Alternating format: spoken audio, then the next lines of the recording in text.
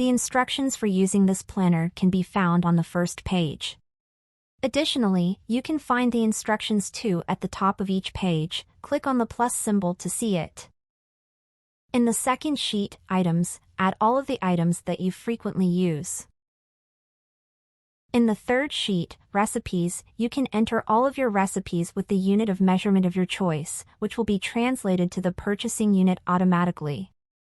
For example, if you include a cup of cereal in your recipe, and you have the cereal configured in pounds on your item sheet, it will be automatically converted to pounds for your shopping list.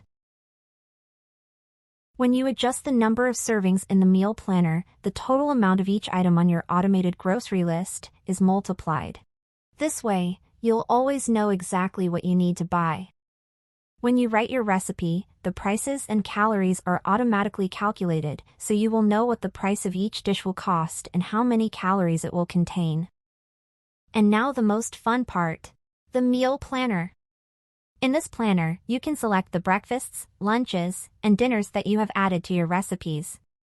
The snacks and beverages that you have added to your items sheets, you can select them here in their respective cells.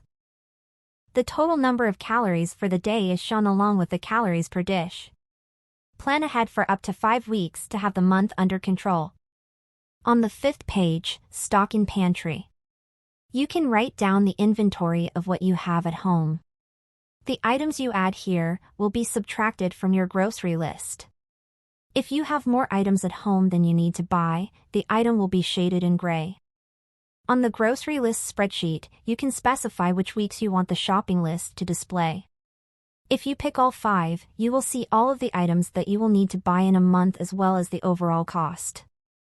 And in the last group of columns, you can add extra items. Finally, in the last sheet called Mobile Checklist, you will find your shopping list adapted to view from your mobile phone. Items that have been crossed out in the grocery list and are not pending purchase will not appear here. As you check off goods when purchasing, you will see how many products you still need to purchase above. If you prefer paper lists, you just have to select the cells.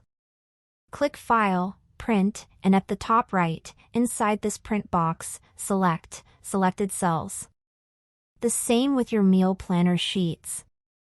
If you want to print them, select the weeks you want to print, click File, Print, and click on Selected Cells.